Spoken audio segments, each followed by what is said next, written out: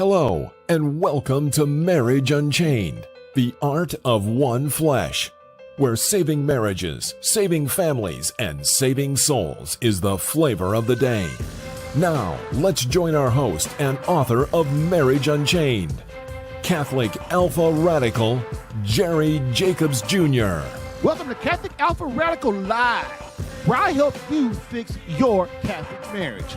I've coached and helped hundreds of men in their marriages, and now I want to help you. Call 313-RADICAL now. That's area code 313-RADICAL, and ask me anything on tough marital issues, such as what to do when she's asked for divorce, what to do when you have a mutual agreement of separation but you didn't want it, what to do when your wife is cold and distant, what to do when your wife is having an affair, what to do when your marriage is bad, boring, lukewarm, and passionless, what to do when you engage in a marital embrace less than once a month, what to do when you sleep in separate bedrooms, what to do when she has left the home with or without the children, what to do when you're divorced but didn't want it. Call 313-RADICAL. That's area code 313-723-4225.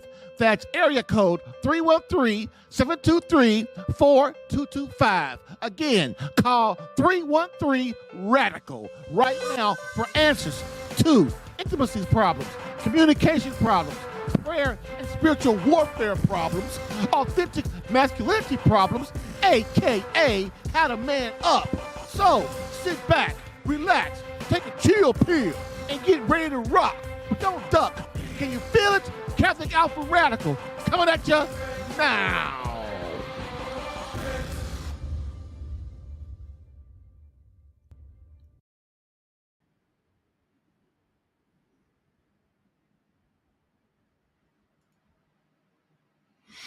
Hello, and welcome to Catholic Alpha Radical Live, baby, the podcast that helps you fix your Catholic marriage while also giving you winning tactics for marriage problems, girlfriend problems, and intimacy problems for men. But moreover, my main mission is to keep you out of divorce court.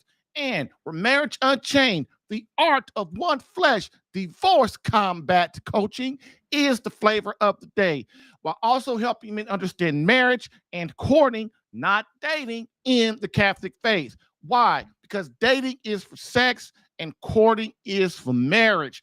In this 153rd episode, The Lie from Hell, your kids will survive your divorce and the 12 reasons they won't, part 2, plus live phone calls from you answering your marriage and crisis questions. So get in that queue. Don't wait for some resolution to your marriage confusion.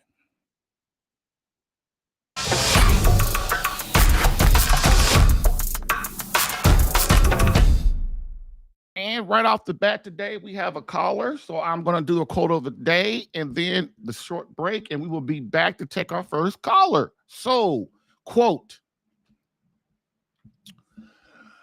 too many married people expect their partner to give that which only God can give, namely an eternal ecstasy.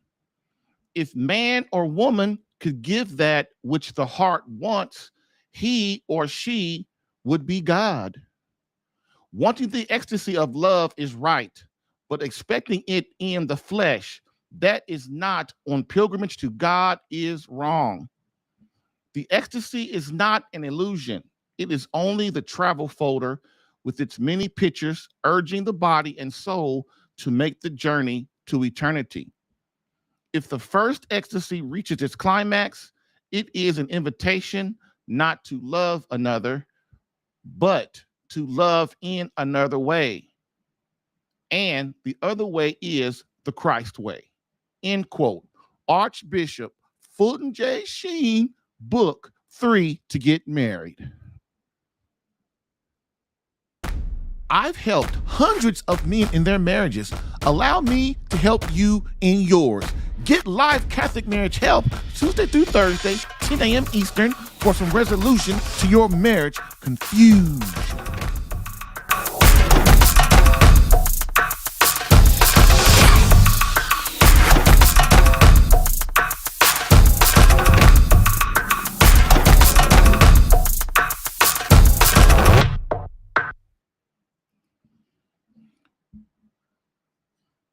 All right, all right. We are back in this early morning on Thursday on the Catholic Alpha Radical Live Show. We got a tough show today. We're gonna do part two of kids surviving divorce.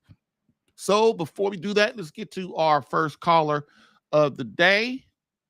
Let me pull him up or her up. Hopefully, my technology is acting like it's supposed to. So let's do this. If you can't hear me out there, let me know, but I think you should be. Hello? Hello? Hello, how you doing, brother? Pretty good. It's your favorite caller from the South. That's right. That is my favorite caller from the South. How you Hey, doing? Yes, we sir. have something in common to talk about what you're talking about today.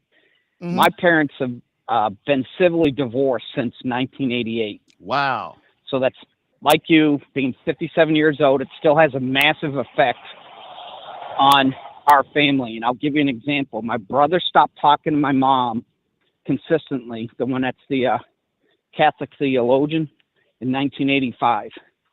It's been a very tumultuous relationship with me and my mom since then. Yep. So son number 2 is gone.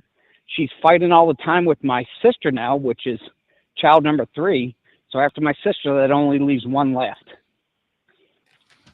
So it has a massive effect, but I wanted to give you an update on something from what you've done, at least to help perpetuate in my life a better prayer regimen. I was in the middle of prayer when you pushed the button to have me come in. Yeah. If it wasn't for me praying the rosary consistently, I wouldn't be able to go in front of the judges and use the Bible against them.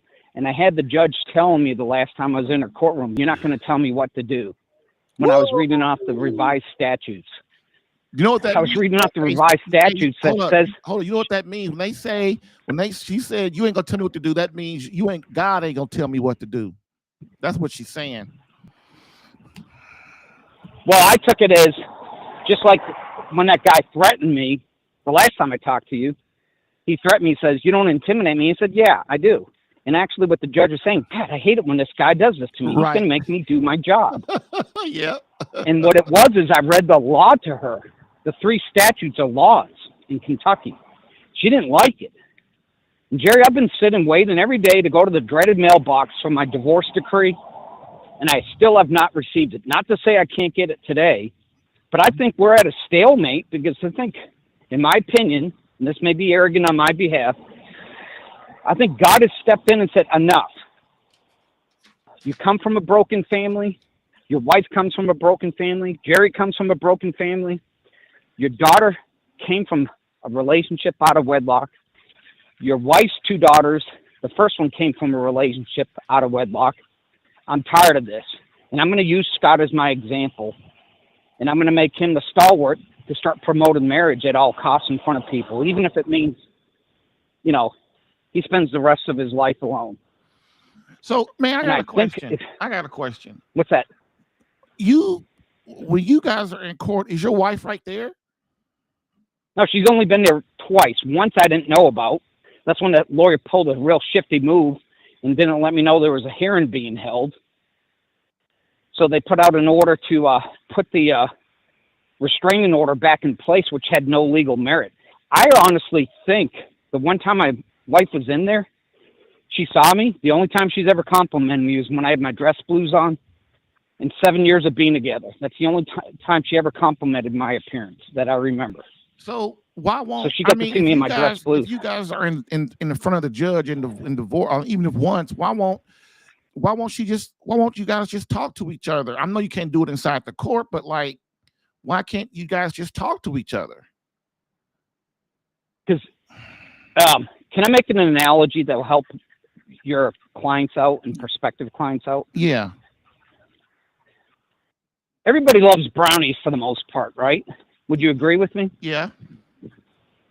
Well, I'm the dry bulk chocolate that has no taste, and it's real acrid if you were to put a scoop of that in your mouth. Would you agree? Yeah. Okay, my wife's the eggs. Nobody likes to eat slimy, gooey eggs, except boxers. They'll eat them raw. Nobody else does. Mm-hmm. God's the water that goes into the batter to blend it together, and the kids are the oil. They're the part of life that binds everything together. And we've got 3 kids between the 2 of us, and we're just acting like Shadrach, Meshach, and Abednego, and I'm in the oven screaming all the time. So when I used to scream at my wife, it's because I'm in the oven, and I don't want to be in the oven. It's because I didn't put my trust in God. Yeah. All right. And on the other side is a happy marriage. And I guess what I'm saying is, when we come out of the oven baked and it's all fresh and good, everybody loves fresh brownies. But my point is this: I'm not anything as just dry chocolate powder. It takes my wife, kids, but most importantly, God being the water, because God is the water in everything. You could even use it with the example of coffee. Coffee's not coffee until you blend it with hot water. Yeah. And notice how a soft egg, which is my wife, becomes hardened when it's boiled with water. And the pasta, which was me, which was hardened, becomes soft with hot water. All God's asking us to do is to be like the coffee grounds. Yeah. I just like the brownie analogy better. But that's partly, I think, the problem, Jerry, is most of us don't realize, as a man, if we put our ego aside and we constantly make it about God, he's going to tell us to constantly love our wife. And then, like you always talk about, God gives back tenfold. Well, guess who else takes what's given to her and multiplies it times 10? A wife does. That's right. That's right. So I can go out and bring her money to go buy groceries, but she's the one that prepares the meals.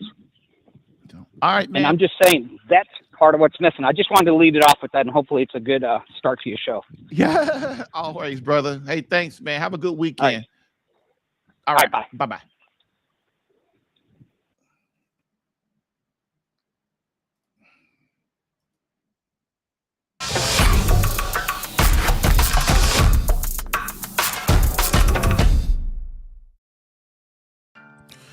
If you're getting value from this caller of the day already, that's always a good thing. Always a good thing. But now let's get into the nitty gritty.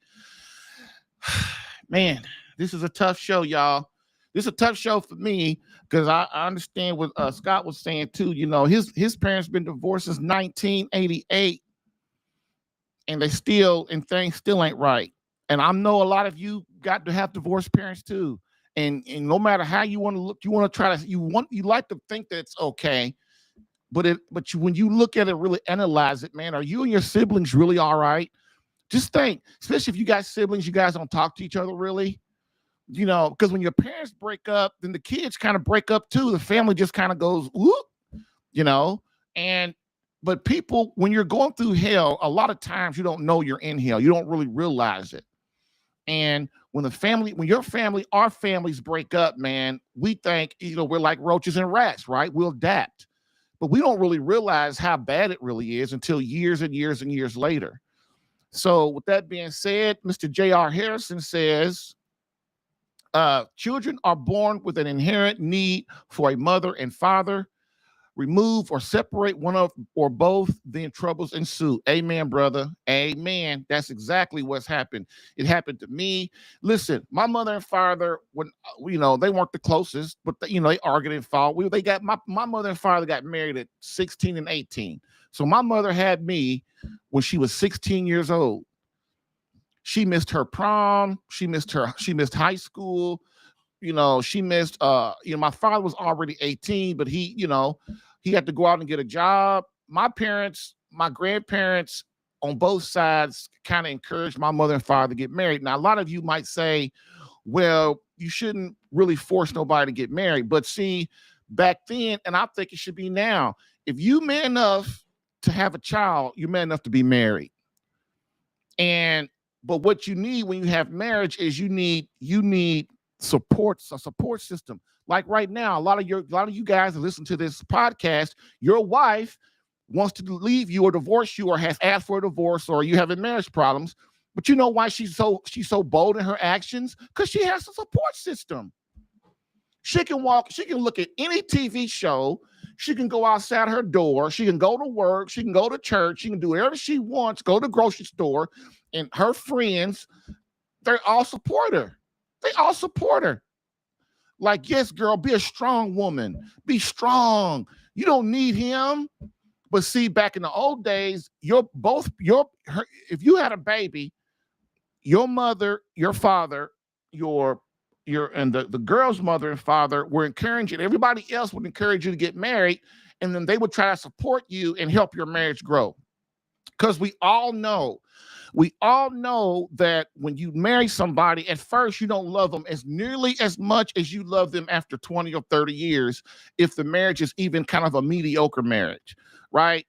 The love, you don't really truly know what love is when you first get married, but as you get married and you learn that person, you accept that person for who they are and they accept them for who you are, you do things for each other, you reciprocate the love for each other. All of a sudden you look up 20 years later, 30 years later, and you love that person more than you ever thought you could love anybody, and this is what's the key. But today, your wife, this is why I try my best to get you guys to understand.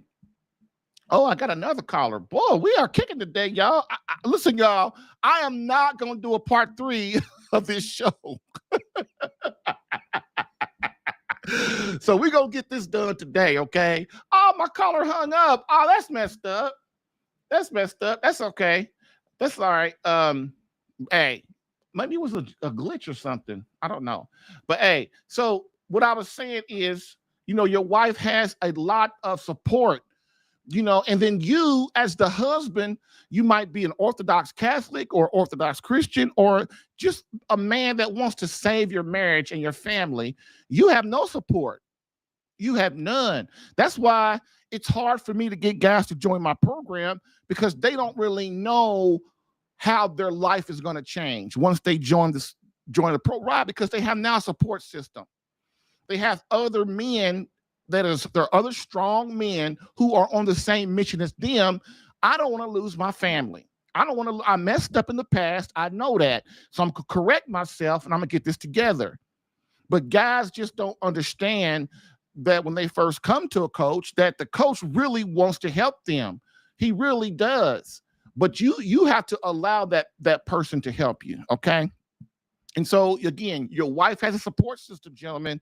This is why you can't lead your family like your father's father and your father's father's father, because women have too many other outlets. And this is why you have to engage more of Christ in your home and understand what the leadership and serve means, and then you keep that emotional connection with your wife, and then that trumps all other stuff.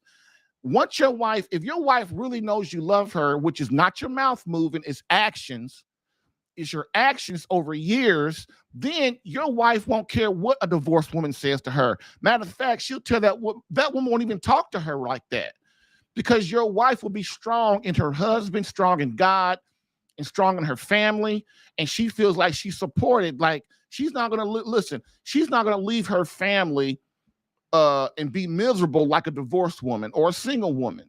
Being single ain't all that either. We all know that, but everybody tries to act like being single so great. It ain't great. I was single too. I hated it. I hated it. I always had me a woman. Always had me a woman, baby. I don't play that single stuff. That single stuff is for the birds.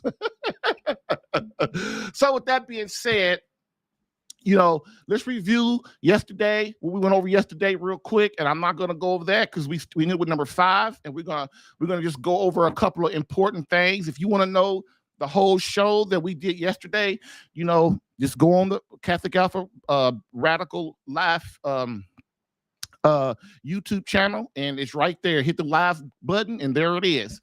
I don't like sending people to my I really don't like sending people to my YouTube channel. I really like sending people to my blog, which is CatholicAlpha.com. But the problem is these 2 shows won't be up on my blog until when my blog was won't be up till next week, right? So I don't want to send you there and then the show's not there. Okay. All right. So fellas, I'm so glad y'all here today. So we got 40 minutes, so let's rock this, okay? Let's rock this. I hope y'all have a good time. All right. So next, I have a comment. Comment says, Larry, joining Jerry's program was one of the best decisions I've made. Thanks to God, he led me to Jerry through the Holy Spirit. Thanks, Jerry. Oh, thanks, Larry. You my dude. Thanks, man. Okay, so why do people say children will be okay in divorce? Well, to make themselves feel better about their selfishness, right? That's what we talked about yesterday. Next question, why are kids the most important until the parents want a divorce? Easy, because the kids never were and never should be the most important in the family in the first place. Okay, it should always be, if you're a wife or a husband, your priority should be to make God happy. Get the grace, because you need that grace from God, especially if you're a man. You did not create a great marriage. God, through his grace, helped you create a great marriage. Okay, and if you don't take advantage of that grace, then your wife becomes rebellious, your kids become rebellious. Man, if you just think about what I'm saying, dude, it is so true. If it logically makes sense. Okay, next, according to Christ and his church, what are the only acceptable reasons for separation in marriage? Well, infidelity and physical abuse. Okay, those are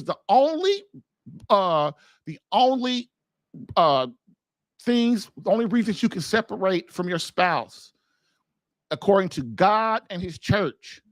Okay, so stop. People think I can do what I want, how I want, what I want. I got free will. Sure you can. Oh my God, you can do whatever you want. You can do whatever you want. But guess what, Mr. I'm my own God? You're going to have consequences. You're going to have consequences. That's why God is not going to make you obey. He's not going to, because why? Because God knows the true love of God is our obedience to him. Because we understand he's our creator and he knows what's best for us. But hey, you and Satan, y'all go have a party. That's how I look at it. You and Satan, y'all go have a party. And I'm going to hang out over here with St. Michael and the Blessed Mother and St. Joseph. I'm going to hang out over here, because that is how you survive this, man. Really, your will is not God's will. And until you bend your will to God's will, your life will be inappropriate. If we just think about it, think of all the times we went against God's will for us. How did that turn out? It didn't turn out good. But evil always sounds good at first, don't it? Evil always sounds good at first.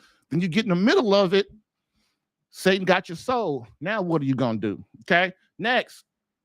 Okay, so what we're going to do is real quick again, like I did yesterday, to get us in the mood and let you know what Christ and his church really believe about divorce is in the Catechism of the Catholic Church, which is sacred tradition. Again, you have sacred scripture, which is the Bible, which is scripture. Then you have sacred tradition, which is the church and the catechism. All right. So I advise everybody to not just read scripture, because scripture is hard to analyze. People think, well, I know what it's saying. No, you don't. That's why Christ left the church. Christ left the church behind to carry on his mission and gave the church authority, the Catholic Church, authority to interpret scripture so that everybody is on one accord in the world. All right. So this is why you have the Catechism of the Catholic Church, and you have all these doctrines and scrolls that the Catholic Church has accumulated over 2,000 years, over 5,000 or 6,000 of them. See, this is what I'm saying, man. Billy Ball's Baptist Church on the corner of 22nd and Meridian don't have scrolls. He don't. He's not guided like that.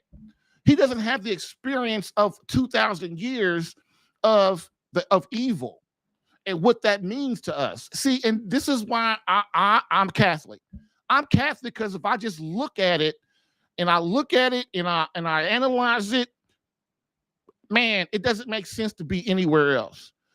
Okay, so the Catechism of the Catholic Church says, which is Christ's church, says divorce is a grave offense against the natural law. It claims to break the contract to which the spouses freely consented to live with each other till death. Divorce goes injury divorce does injury to the covenant of salvation, of which sacramental marriage is the sign. Contracting a new union, even if it is recognized by civil law, adds to the gravity of the rupture. The remarried spouse is then in a situation of public and permanent adultery. If a husband separated from his wife approaches another woman, he is an adulterer because he makes that woman commit adultery, and the woman who lives with him is an adulteress because she has drawn another's husband to herself. Divorce is immoral also because it introduces disorder into the family and into society. This disorder brings grave harm to the deserted spouse, to children traumatized by the separation of their parents and often torn between them, and because of its contagious effect which makes it truly a plague on society. Gentlemen, how much more direct, how much more description of the effect of divorce on kids do we even have to go? Do we even have to go? It's terrible. And look, even if just look at this as an eye-opening thing. Don't look at this as a judgment against yourself. Just look at this as, hey man, I know now. I know the deal. So this makes me want to fight harder for my marriage, fight harder for my children. Okay? When I tell you guys stuff, it's not to make you feel bad. I mean, we all feel bad enough during the day, right? we all feel bad enough during the day, right? But you know what? When the truth hits you in the face, the true love of God says a real man must accept the truth no matter how much it hurts. Why? So that you can use that truth to become holy, right? Okay, so after the break, y'all, we're gonna jam and we're gonna start with we're gonna review numbers 1 through 5 and then get deep down and dirty on number 6 all the way up. All right, so hang with me. Bam. Get live Catholic marriage help Tuesday through Thursday, 10 a.m. Eastern. Live streamed on YouTube, Rumble, Facebook, and CatholicAlpha.com. If you're getting value from this podcast and would like more personal marriage help, visit SaveMyCatholicMarriage.com for an opportunity to work with me personally for free. Yes, within 30 days, learn how to become a better husband that attracts your wife back to you. Visit SaveMyCatholicMarriage.com and get a plan tailored specific to your marriage and situation. I've helped hundreds of men in their marriages. Allow me the chance to help you using my personal and gained experience. Visit SaveMyCatholicMarriage.com for superior coaching for your marriage. Again, SaveMyCatholicMarriage.com. That's SaveMyCatholicMarriage.com to become the man God created you to be and the husband your wife needs. Lastly, I always get the question, why don't you help women? And I always answer them, I do. So, for all of you beloved wives out there that want to reignite that feeling of emotional closeness and complete love from your hubby, consider marriage coaching and visit SaveMyCatholicMarriage.com for an improved marriage within 30 days.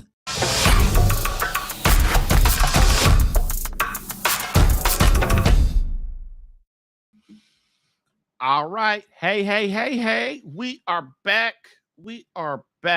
So let's do this, okay? Let's do this. Let me get my thing back up here real quick because I was researching something. Okay, so the top reasons children will not survive divorce. Why is it a lie from hell? It's a lie from hell because people inherently, even if they're demonically, look, how can I say this? Even if they're demonically oppressed, have a certain soft spot for children, right?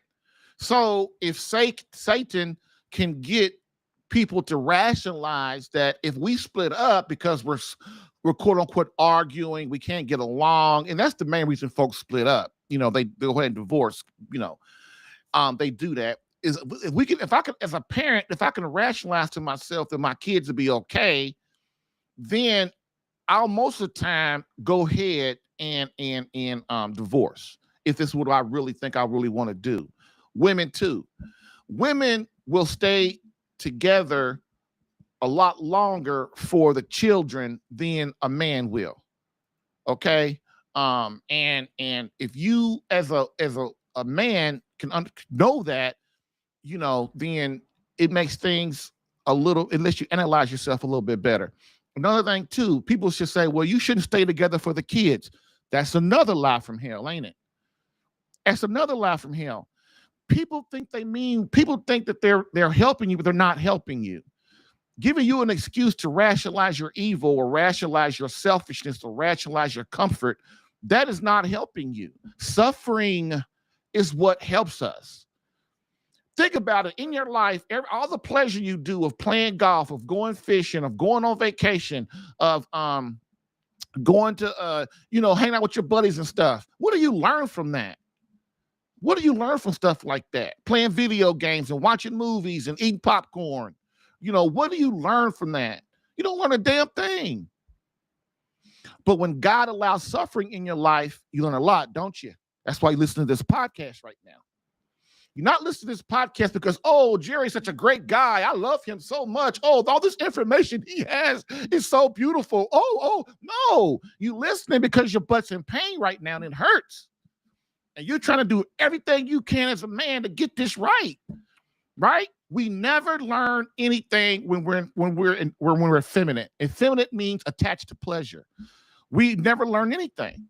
So this is why God sends pain in our lives when our soul starts to move too far away from him. He sends pain in our lives so we get our act together. Okay? Don't get it twisted. Don't get it twisted. Okay? So another thing. Next. So here we go. So I want to say the top things that children would not survive. So to finish my point, what I was saying about it, if Satan, because even demons have a soft spot for children when you're demonically influenced. So demonically influenced means that the God Christ allows the demon to whisper in your ear, to influence your relationships, your marriage, to affect your health, to affect your finances and all those things like that. So if the demon can get you to rationalize if you want a divorce or you or your wife wants a divorce, then what it's doing is it's putting you on Satan's side and taking you away from God's side. Look, y'all, it's only two sides: the side of Christ, the side of Satan. There ain't no fence. There ain't no thing. Ain't no fence in this.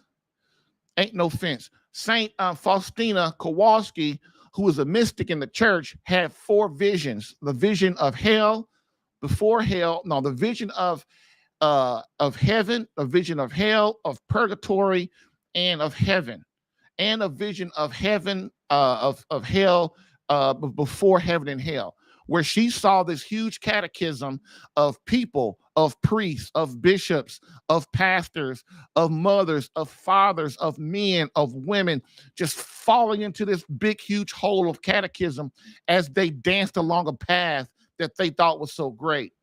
The other path she saw was a path of thorns.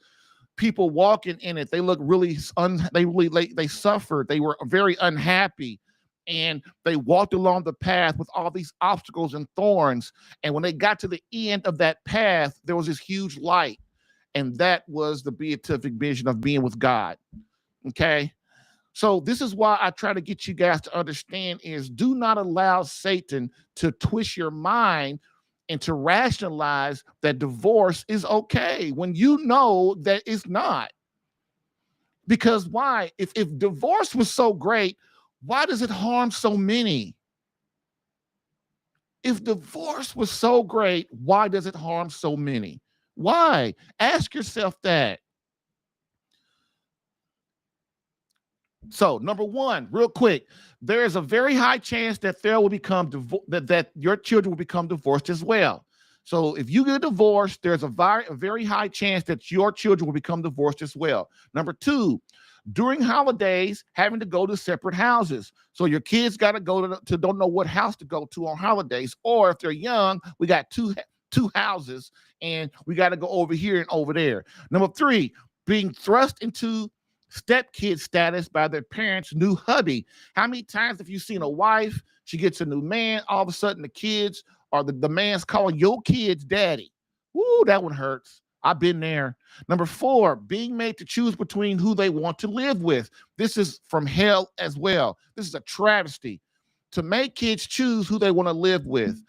14 and 15-year-old kids who are not ready for that kind of decision. I don't care if they're 16 or 17. Kids are not ready, 12 years old and stuff. Kids are not ready for that kind of decision. We should never put that kind of burden on our children. Next, let me see. Oh, number five, being emotionally and psychologically damaged for life. Don't get it twisted. Your children will be emotionally damaged for life. They will. They will. They will not have a foundation. They will not be settled. They have a problem with God.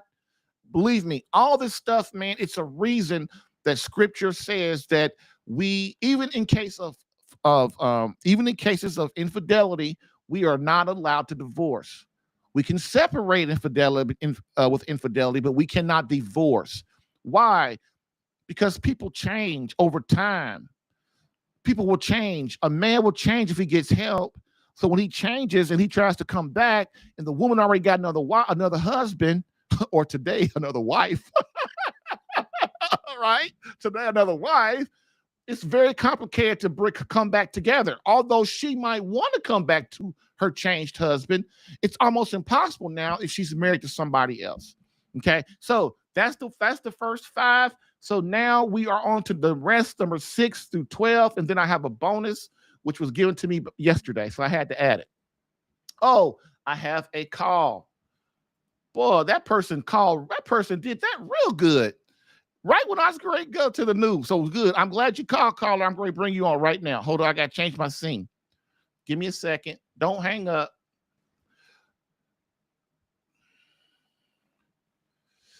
Hello? Hi, Jerry. How are you? I'm fine. How are you? Good. I've been, excuse me. I've been listening to the show. And you're talking about the topic of infidelity, and how even that shouldn't warrant a divorce. Now, how much is too much is what I'm asking. How much is too much infidelity, or how much is too much? I'm sorry. If you find out someone's been cheating. Oh, okay. It's not a one-time thing that I've discovered, and I've got 6 kids, and I'm not sure what to do here. Okay. Beautiful. Great question. So what I'm going to say is going to hurt you a little bit, but just try to hear the logic of it, okay? Okay. I assume that we're talking about a wife and a husband. So we must understand when a woman marries a man, which means what? She's agreed to give her mind, heart, body, and soul to a man for the rest of her life. Okay. This is why marriage is so important. People think I can live with this person forever, and then, or we can keep testing it out. But see, women inherently want to be married. It's even in scripture that Eve will now be, she would now be, she would be called to be married. She would have this pull to be married. And so when a woman marries a man and gives herself to him, she does not want to go out and give herself to another man. Unless the man, wait a minute, you gotta understand that even though she has, the reason she's doing that is to get her husband to get on his job. There's never when as a man, what we have to do as men is this: when things don't go right in our home, the first thing men do these days, because we weak, we look out side, we look at other people. Well, it's what she did, it's what our kids did, it's what my job did, it's my boss, it's my parents. We never look in the mirror and look at ourselves. What you have to understand as a man is when things go wrong in your home, you got to fix yourself first. You fix yourself, and then your family will follow you. Right now, the person you're talking about, that person, she's not allowing that man to do anything in that home because she's unhappy and she's miserable. And she feels that she can be more happy away from him than she can with him. But you also got to realize it takes two to screw up a marriage. No matter what, the man is the one responsible. Now, the wife, we know she has problems. What she's doing is completely wrong. But if the husband doesn't change and get his act together, no matter what it is, the way he talks to her, the way he makes love to her, the way if he's praying for her, if he's on his knees, he's going to mass, whatever. If he calls her name, doesn't listen to her, if he neglects her. Women don't leave because, this is what I said before, women don't leave because they want to. They leave because they feel they have to. Because, my husband doesn't listen to me. He's not changing. He's not making me happy. He's not helping me. So this is why I try to get men to understand is what we have to do as men. Because look, man, it happened to me. What you're saying happened to me. My first marriage, it happened to me, man. And I had to look at and then as my second marriage started happening to me again. So there has to come a time where I got to say, hey, man, what's the common denominator in all this misery? It's me. It's me. And so what happens is once you get a better relationship with God and you understand how to communicate with your wife better, that she enjoys talking to you again, that you guys have good time together, you start to draw you start to draw your wife away from that other guy. Because I'm going to tell you, those rebound relationships, man, she's doing that because she's not fulfilled as a woman. Remember, women are emotional. So if they're not sexually fulfilled or they're not fulfilled as a woman, which those two things go together, they will start to be unhappy. In your marriage right now, if you're what we're talking about, the emotional connection in your marriage is gone. And you as a man got to start to work on yourself so that you can get that emotional connection back and draw your wife back to you, and it works. This is why we have to as men look at ourselves, man. Then that takes away our wife's ammunition. She can't say you did this, you did that. Because you know why? Because you're fixing yourself. You're getting a better relationship with God. You're being a better husband. You're being a better father. You're being a server in the family. You're getting Satan out of your home. No more pornography, no more masturbation, no more not going to church, and all this stuff that is taking the husband away from God. And once you become Christ in the home, this will draw your wife back. It's going to take time, but it will happen. What do you think? I think you're missing the point. Okay, fine. To be honest, I'm here. Okay. I mean, the completely healthy relationship, happy relationship, no signs of any problems. I work hard. She stay-at-home mother. I give her freedom.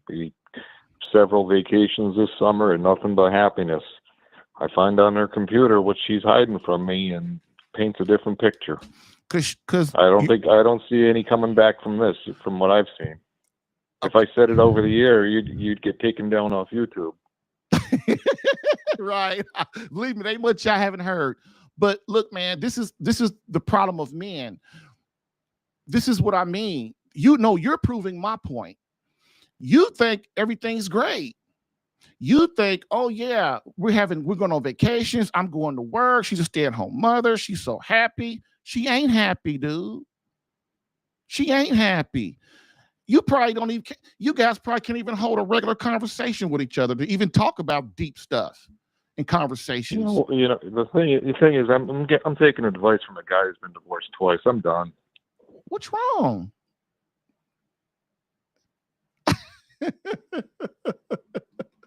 See, guys, this is what I'm saying. He's a good man, but he doesn't understand.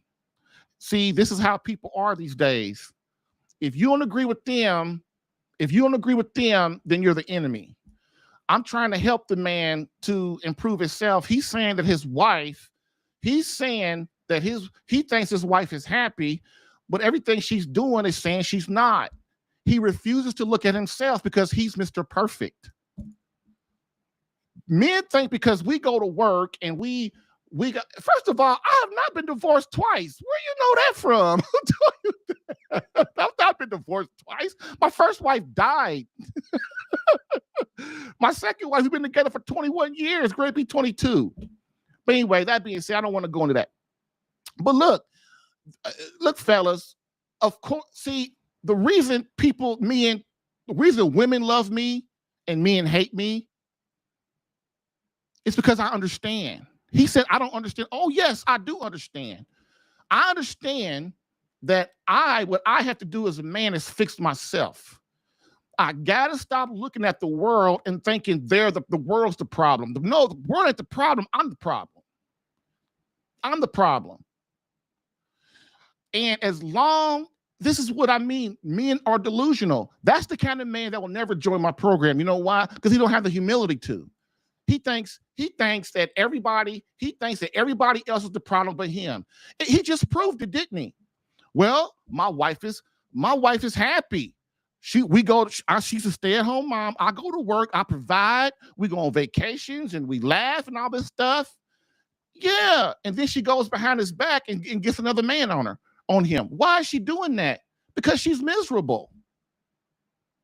She's miserable. This is why as a man, you've got to be like Christ. And Christ is this: be a man and look at yourself and then fix yourself and get yourself together. Then you would draw your wife to you. Because listen, rebound relationships are what they are. That's another thing that he just got to understand. He said his wife had multiple infidelities. So what does that tell him? That's telling me that his wife has a lot of rebound relationships because they don't last, right? This is why I tell men, when your wife is messing around, you can't, when that rebound relationship is over, dude, when that's over, you can't be the same man that she left when that relationship is over, because she's just going to go get somebody else or get nobody. And this is what you got to understand as a man, dude, that your wife is looking for you to be the leader of that home. And whatever you're doing, your wife is not happy. So this is why you have to talk to her and get and be with her and understand her and have conversations with her. So that you know when these things are happening and you know when your wife is unhappy. But see, guys think, I'm just go to work. No, it's not just going to work. If it's all about going to work, then that's all anybody would just do, go to work. So look, man, listen, brother, I really do feel sorry for you. I really have empathy for you. I really, really do, because I've been where you are. And I'm telling you, any man that has humility will see what I'm saying is the truth, man. They will look at themselves and go, man, what am I doing? What am I doing to cause this? That's what a real man does, isn't it?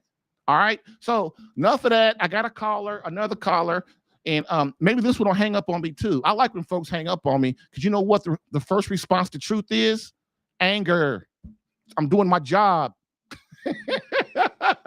Here we go. Hey, caller, how you doing?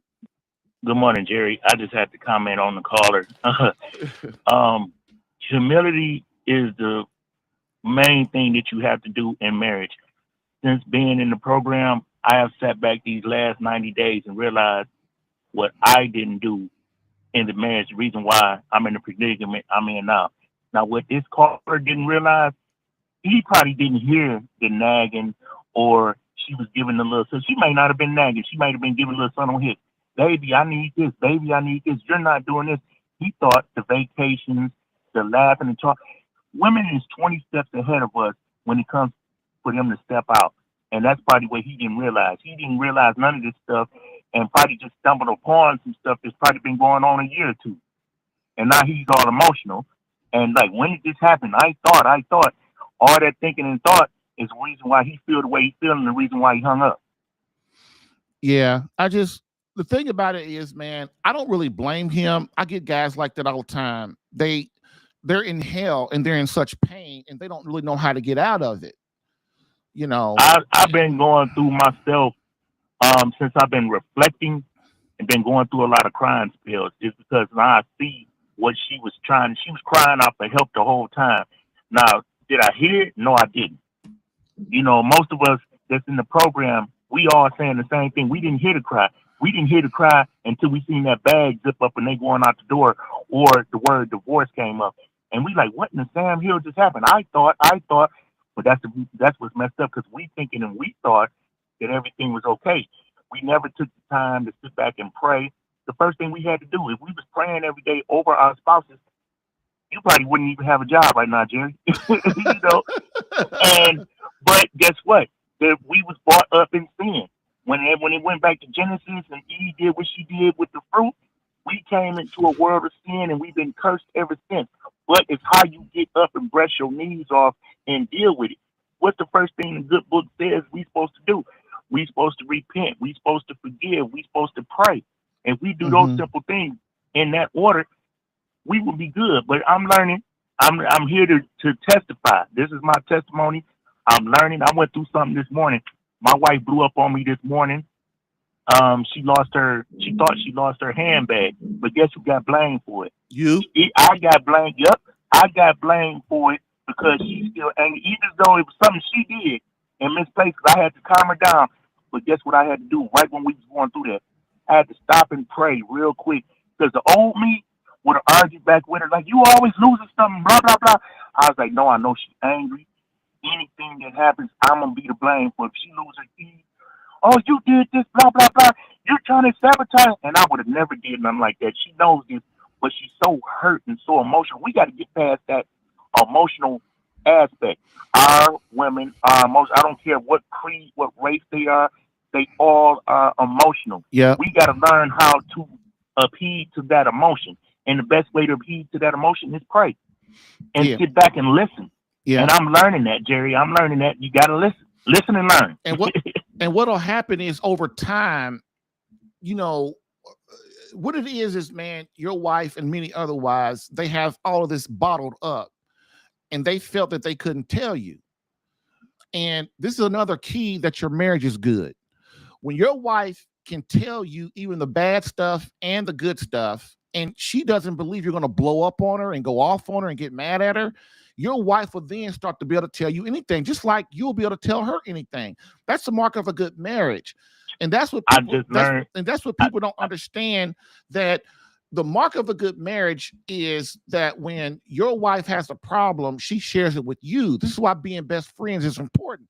That's why I would like to ask that guy that got mad at me, like, are you and your wife best friends?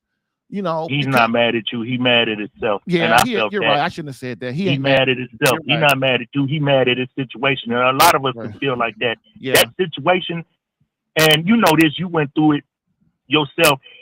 That situation will make you emotional, and things that you would say some stuff that you can't take back. Yeah. You know. And I find myself, that's why I had to get in my little quiet spot, because little small stuff will start setting me off, because I'm going through this with my wife. This is emotional. It's making me now more realize how much in love with her than I was, than I was telling her. Right. This stuff that's going on now have my body like I don't feel safe. I didn't know how much of a safety net she was to me, because I was taking it for granted. I didn't know what all she was doing. I seen what she was doing, but was I acknowledging what she was doing? They want acknowledgement. They want, hey baby, thank you for this. I just automatically assumed that she knew that, because I looked at her and keep moving, that I accepted what she's doing. She looked at me like, you just put me up on a mantle. I'm a trophy piece. You didn't acknowledge the trophy piece. Come dust this trophy piece off. I'm like, wow.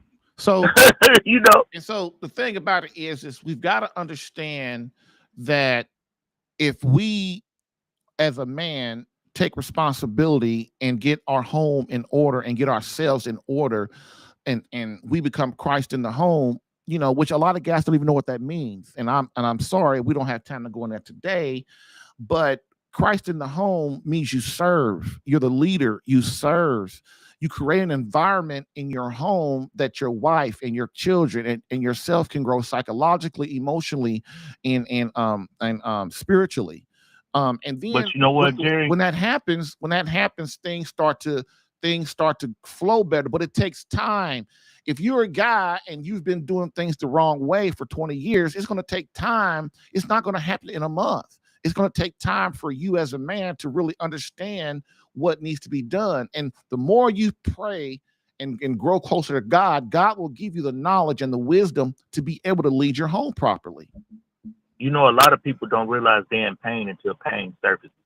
You know, that's just like he didn't know he was in pain the whole time. He may have been in pain for 3-4 years. All he's seen was what his eyes were seeing. He didn't feel nothing. He was just going through the motions. That's what a lot of us, and I know you can say that too, we went through the motions of our marriage and everything, but we wasn't feeling our marriage. There was pain the whole time, and we just didn't feel it until we seen that bag get ready to go out the door. Yeah. Look, man, it was a time in my marriage where, like my second marriage with my wife that I haven't been married to for 21 years, there was a time in my marriage where I would just lose my temper. It was many years ago, but it doesn't matter. I would lose my temper. I thought that if I got mad and went off, that everybody would do what I say do. Yeah, they do what you say do, but then they scared of you. Then they don't want to talk to you. They don't want to talk to you. They don't want to bring anything up to you. They scared of you. So everybody in the house is like really like tiptoeing around you. As a man, you don't want everybody in the house tiptoeing around you, especially your wife. That she's scared to bring anything up because she don't want the anger. And so this is one of the things. And one of the things I started doing was, first of all, I started doing the Divine Mercy, it's the Sacred Heart First Fridays, because that is known to curb the anger of a husband. The other thing is I started praying for the virtues of meekness, humility, and patience.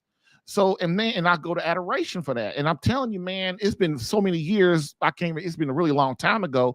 But man, when I came out of that, dude, I didn't even realize I was out of it until one day I'm like, man, I didn't get mad at that. And my wife talked to me more. She opened up to me more. She didn't hold things from me. You see what I'm saying? That's the proof that you are being a good leader in your home. That your wife will sit you down and talk to you and let you know what's going on. And the kids will tell you bad stuff. And because they know that you're going to be empathized with them. You might have to lecture them, your kids or whatever, but they know you love them. Your wife knows you love her. So you can have conversations and stuff. You see what I'm saying? Right. And that's what it is. So we can't take the conversation.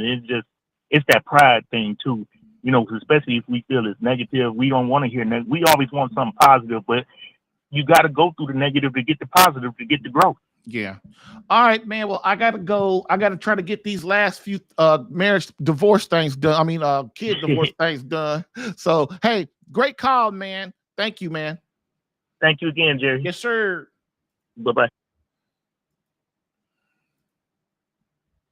All right, fellas. So what we're going to do is we're going to go ahead and we're going to march on. We didn't even get, oh man. Y'all going to be mad at me if I do that. I got to go ahead and remember this is a call-in show. So we had 3 calls today. So that took up a lot of the hour.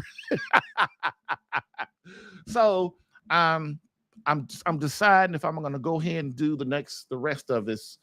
But then I don't know. I will be here till 11:30 or something. Let me think.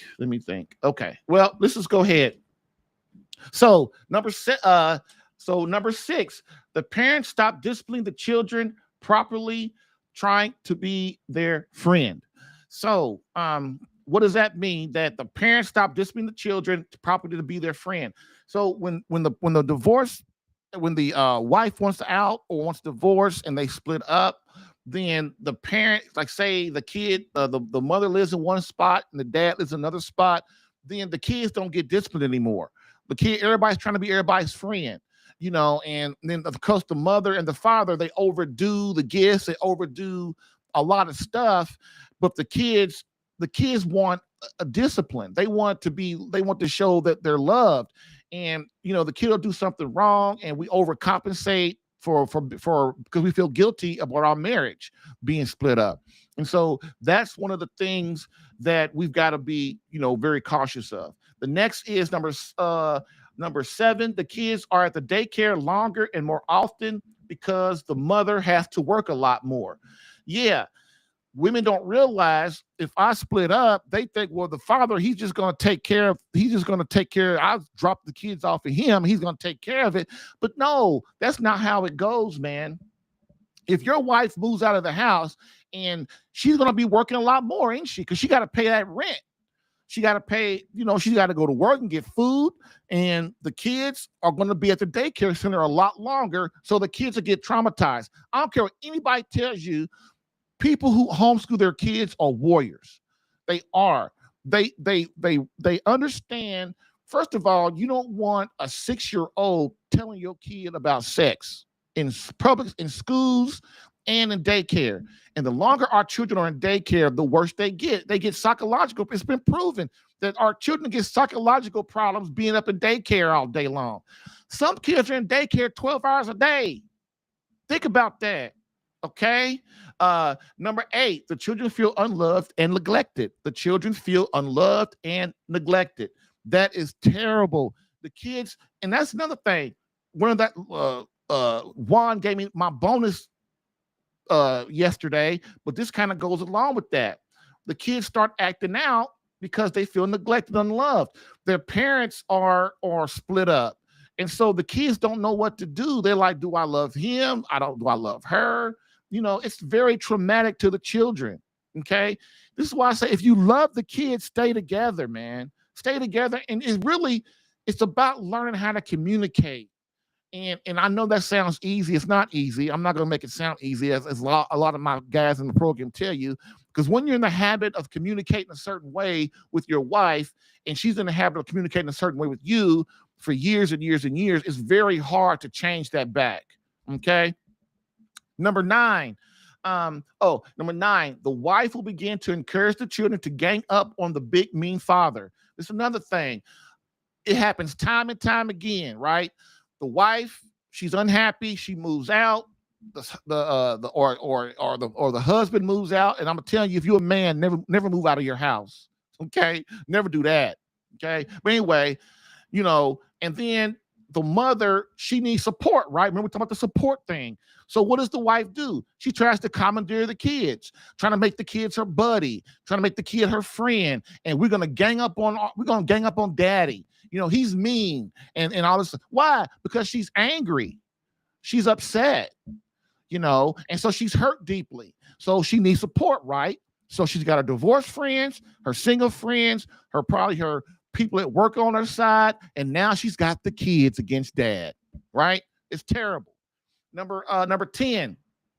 And number 9. And so the kids, over time, they start to resent their father. I can't tell you how many guys I've had in my program where it's like that.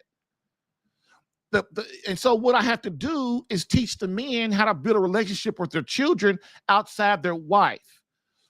Because the wife is commandeering the children and getting them to be angry and mean, and then the older to their father, and then the older kids are the worst because they saw a lot of the stuff.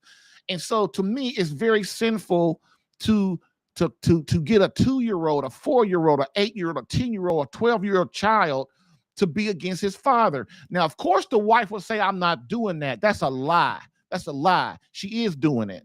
Because the kids are being mean. They won't answer the man's phone. The man, he's paying the cell phone bill, and he calls his kid, and the kid don't pick the phone up. Now, the kid wasn't acting like that before. Okay, so number 10, the kids will never get to see their father because of an unfair visitation schedule. All right, fellas, this is one that's a big one. You ain't gonna, when your wife or you involve big daddy government in your business, you are not going to see your kid. You're not going to see your kid. I tell every man, if your wife is from Australia, or your wife, her family is in Arizona, and you guys live in New York or something like that, first thing you got to do is when your wife's talking about moving out or getting the first thing when she files divorce, if your wife first thing when she files for divorce, the first thing you do is you go to the court, you get a order of stay against your wife where she cannot take the kids out of the state without your permission or the permission of the court. Think about it. If your wife is from Australia, dude, and she's like, well, me and the kids going to Australia for a vacation. You can't come. Oh, really? Even if you do go, dude, you get in Australia. Your wife got the kids in Australia, man, and she don't bring them back. What you gonna do? What you gonna do? You live in New York. Your wife's family's in Arizona. Hey, we going to Arizona. You going to Arizona? Yeah, we be back. Yeah. Then you don't see your kids because your wife didn't move 15 states away. You can't see your kid. Listen, when I did that to my first wife, I was 30-something years old. I was dumb, but I wasn't that dumb.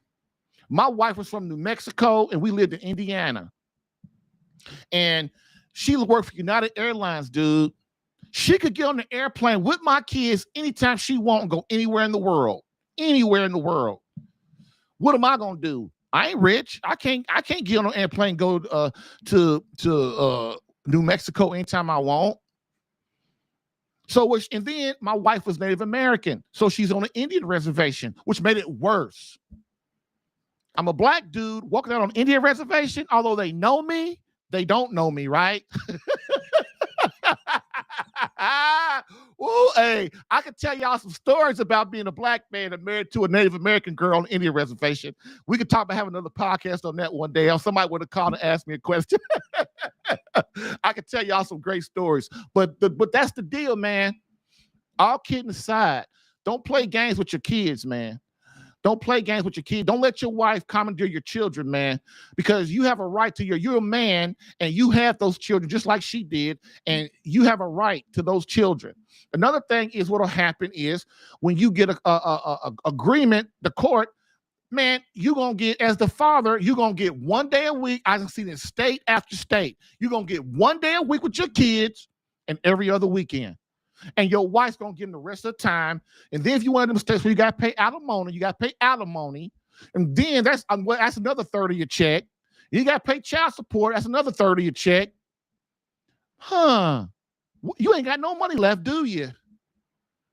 This is why that guy that called here, he don't understand where he really's at. Because if his wife decides to divorce him, she going to take all his money. And those little 6 kids, she going to take them too. She going to take his 401k. She going to make him pay for a lawyer. She going to pay for a lawyer. And guess what? She's a stay-at-home mama. So guess what? The court is going to make him pay for everything. Man, this is what I'm telling you. Get mad at your wife. Not looking at yourself and fixing yourself. Not getting with God. You're going to lose everything. You're going to be in a little apartment that costs $1,000 a month, 1-bedroom apartment by yourself without your kids or your family.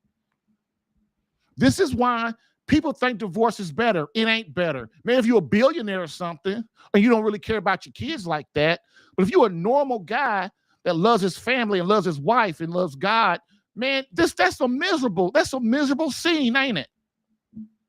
This is why you need help. You cannot get out of this crap by yourself. I signed up a guy on my program yesterday, and I told him, he's like, well, what about lawyers? I said, dude, we're going to help you with all that. You car? He was so happy. He's like, you gonna let me talk to a lawyer for free? Of course I am, dude. That's how we roll at the Catholic Alpha Radical program. That's how we roll, baby.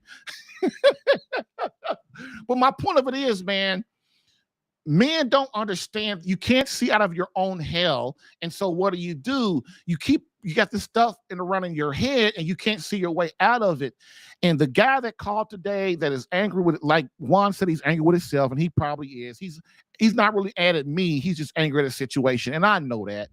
But man, I just want you guys to understand, man, even if your wife is messing around, dude, you've got to handle this really careful.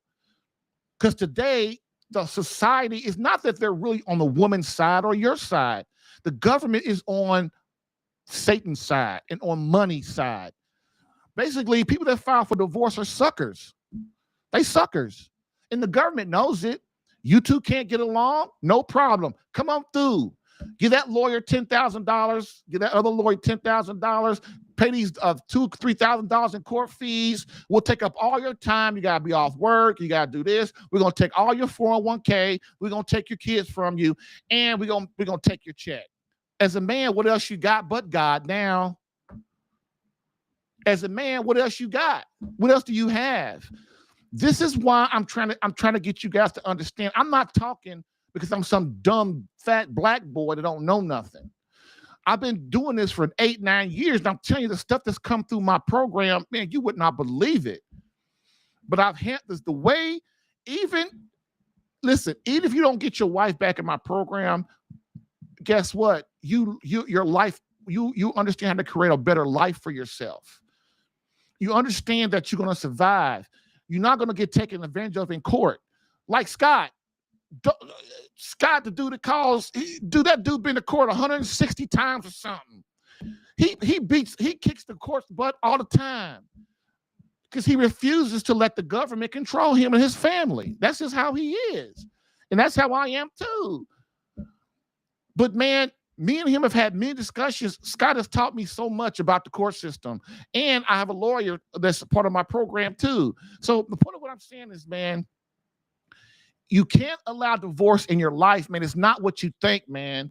It's not what you think. And then you got a wife that'll come to you like, oh, yeah, you got a wife that'll come to you like, well, let's just do this without arguing and fighting about it. Or let's just do this real amicably. Yeah, I'm a dude. I don't want a divorce. I'm going to just give you all my 401k, all my check. I'm going to give you all the cars and all the house, the kids and stuff. And I'm just not for fight for that. I'm just going to let you break up our family, not say nothing about it, just let you do what you want. That's Satan, dude. That's Satan, okay? So that's what I want you guys to please try to understand, man. This is a thing close to my heart, dude. This divorce thing and this kid thing, man. I'm just telling you. It's not, fellas, you do not want a divorce. And if you do get divorced, you need to learn how to deal and fight that battle. You know, you can't do it by yourself.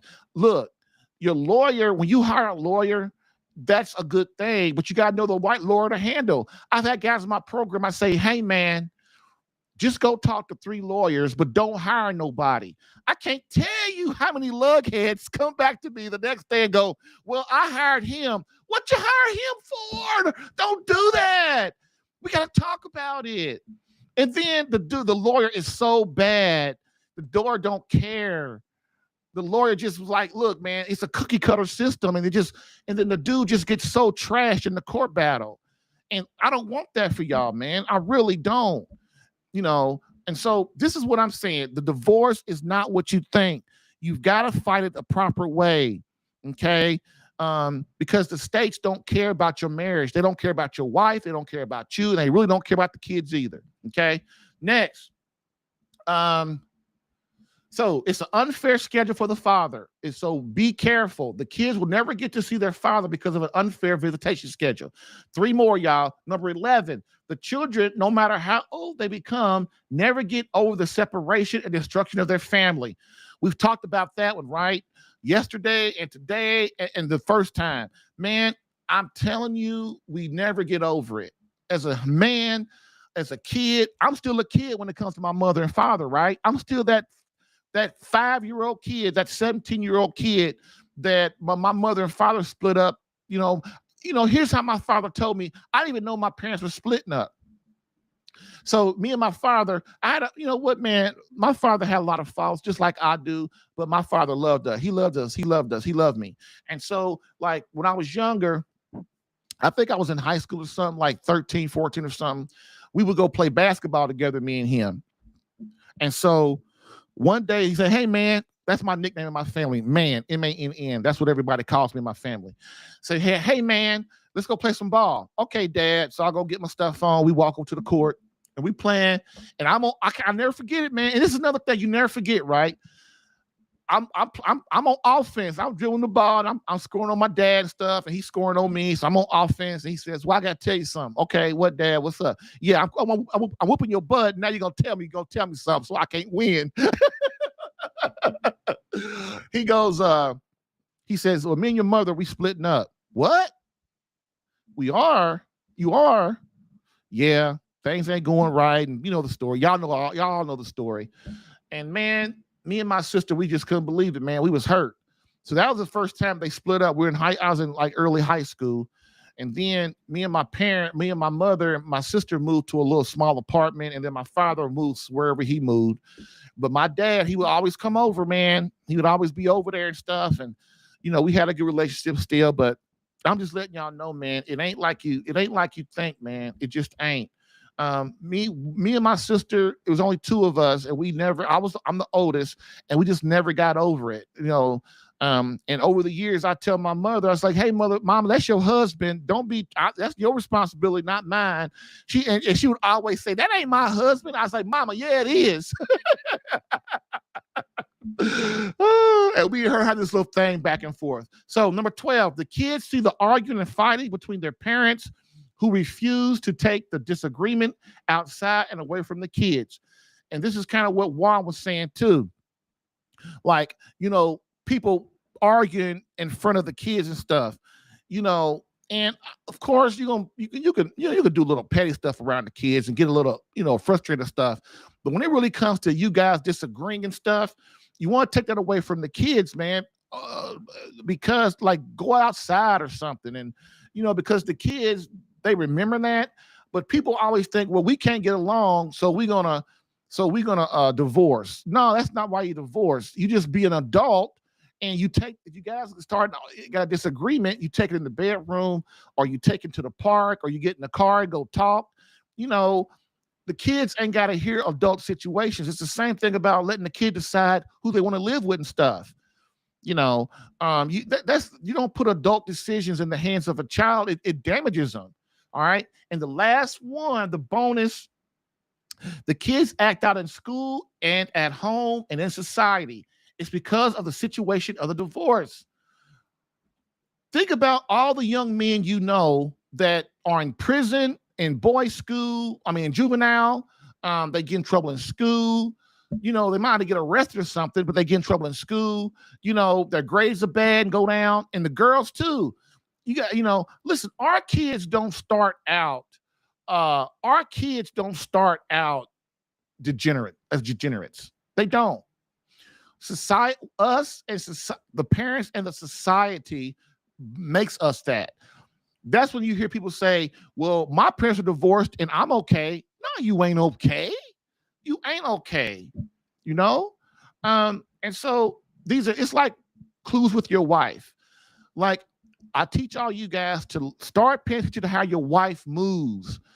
If she's not feeling well, if she's feeling down, if she's depressed, you know, if she's not quite herself, you know, these things will start to give you an indication of what's going on with her. If you start being a master of your wife, a master of your wife and how she looks and feels and how she does things.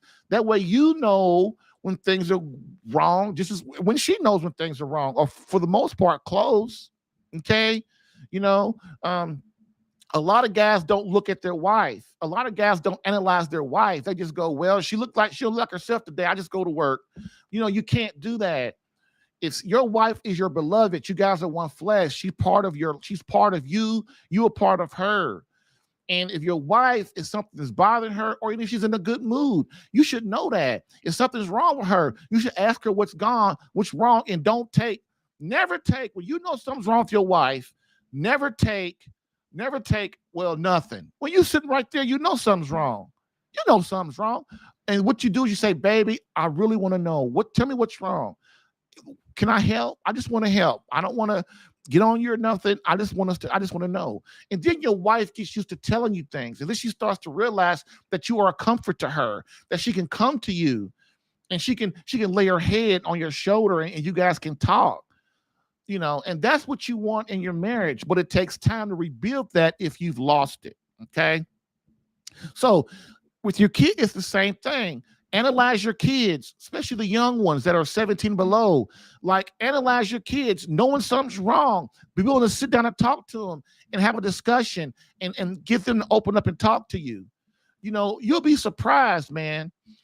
Once your kids know you love them, and then they'll love you, they'll respect and love you back.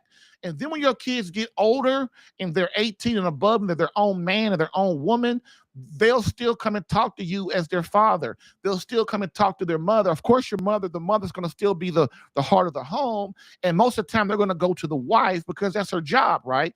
To be the nurturer of the home. But your wife's going to do what? Your wife's going to tell you all the problems. That's another reason why you've got to learn how to communicate with your wife. Your kids are going to tell your wife everything. Like, my daughter calls my wife at least 2-3 times a day. My son last night, he's at work. He's calling my wife, asking her where she's at, how's she doing? You know, that's my son, my other sons do it too. My son Marcus is the only one that don't do it. But he's like me. He's a worker. He works a lot. But my point of what I'm saying is, as a father, you want your kids to go to the mother, even when they're older, because she's the nurturer of your home. And then what happens is, when the real problems come, right, then they come talk to you. Dad, I'm bankrupt. Dad, I'm going to get evicted. Dad, I'm going to lose my car. Dad, me and my wife going to get a divorce. Then that's when they come to you, right? You go, well, I always get the tough stuff. But that's good. But during that time, what does the mother do? The mother filters all the love. The mother filters all the love from the children to you. So look, man, like, this is another thing.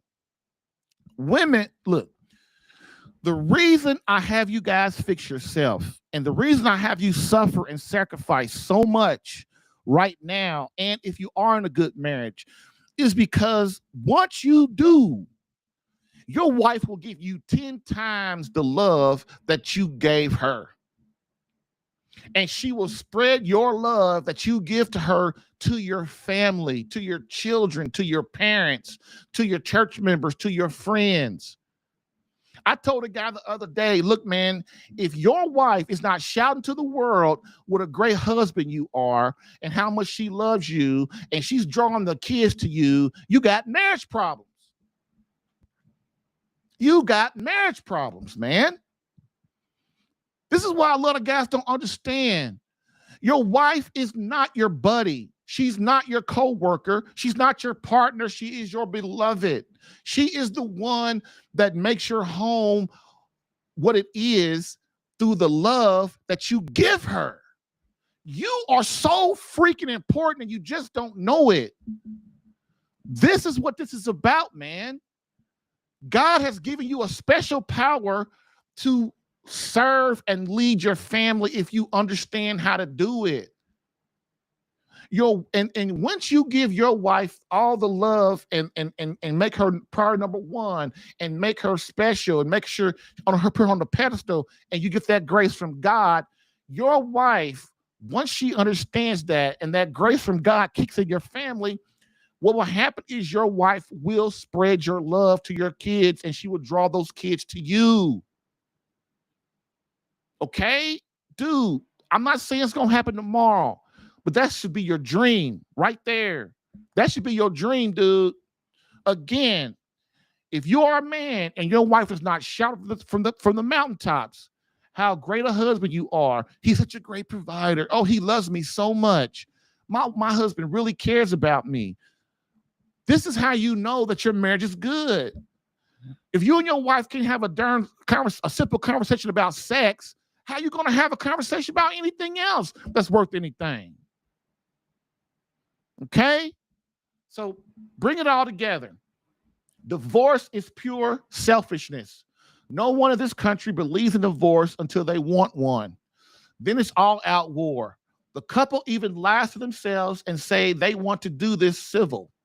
But it usually never happens that way, because if they can't communicate and get along during the marriage, what makes them think they can get along during the divorce? There are too many hurt feelings and resentments.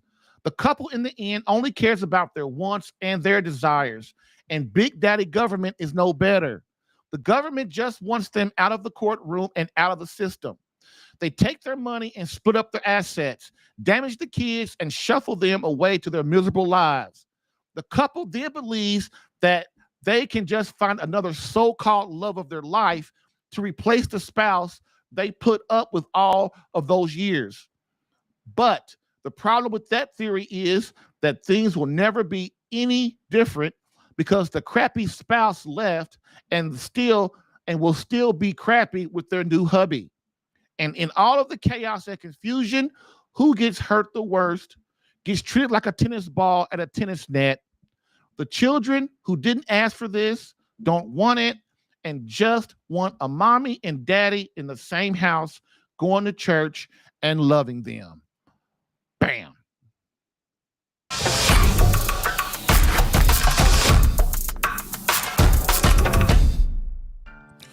If you're getting value from this podcast and would like more personal marriage help, visit SaveMyCatholicMarriage.com for an opportunity to work with me personally for free. Yes, within 30 days, learn how to become a better husband that attracts your wife back to you. Visit SaveMyCatholicMarriage.com and get a plan tailored specific to your marriage and situation. I've helped hundreds of men in their marriages. Allow me the chance to help you using my personal and gained experience. Visit SaveMyCatholicMarriage.com for superior coaching for your marriage. Again, SaveMyCatholicMarriage.com. That's SaveMyCatholicMarriage.com to become the man God created you to be and the husband your wife needs. Lastly, I always get the question, why don't you help women? And I always answer them, I do. So, for all of you beloved wives out there that want to reignite that feeling of emotional closeness and complete love from your hubby, consider marriage coaching and visit SaveMyCatholicMarriage.com for an improved marriage within 30 days.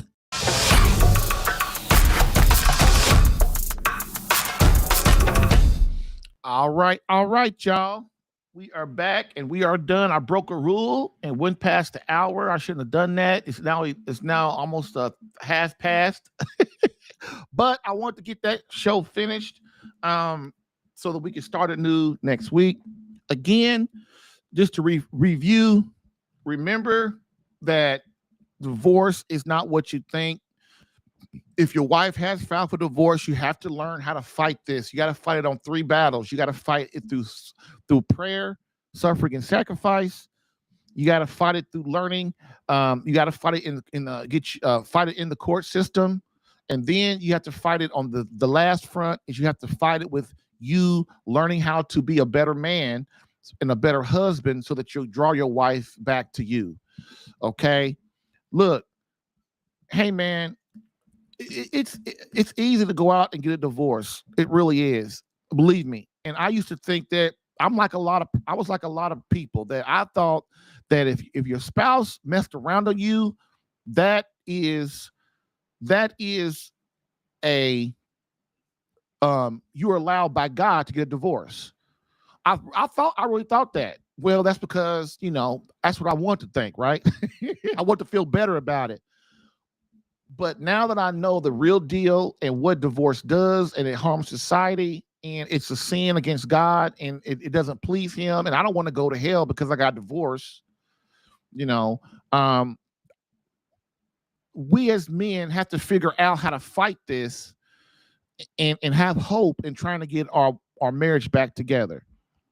And once you know these things, it's and that I'm in this, then this is what I've got to do, and you got to figure out a way to get your wife to understand that you still love her, you care, and you're doing your best to make it better.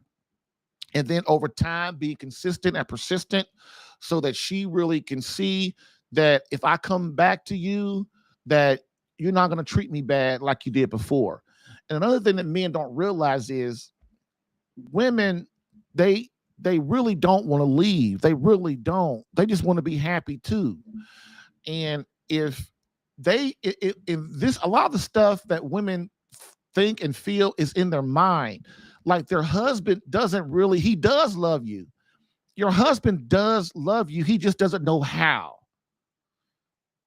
Most men, when it comes to relationships, they don't talk about relationships outside, out of their mouth. It's all in their head. And so one of the things I have to teach guys to do is you have to whatever in your head, you have to let it out on your wife so that she starts to trust you and know what you're thinking and know what you're feeling, because she starts to feel that she starts to feel that you resent her.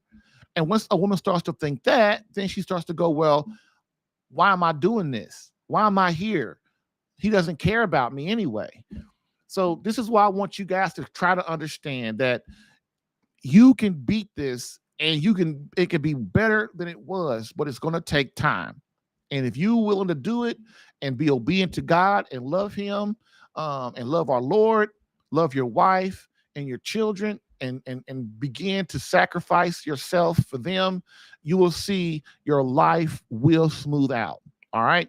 With that being said, we end with a quote, as we always do, from Pope Benedict XVI, which states, "Society offers you comfort, but you weren't made for comfort. You were made for greatness. Now go forth, Christian soldier. The spiritual fight is up on you. Fast, pray, and prepare for battle." Thank you for listening in today. If what you heard helped you in any way and you would like more personal attention, visit SaveMyCatholicMarriage.com for superior marriage coaching. And remember to join the Catholic Alpha Radical Live podcast as a caller or listener every Tuesday through Thursday, 10 a.m. Eastern. To join as a caller, dial area code 313-RADICAL. To join as a listener or view the live stream, visit the Catholic Alpha Radical Live Facebook page or visit CatholicAlpha.com for Catholic marriage help that actually works. Bam.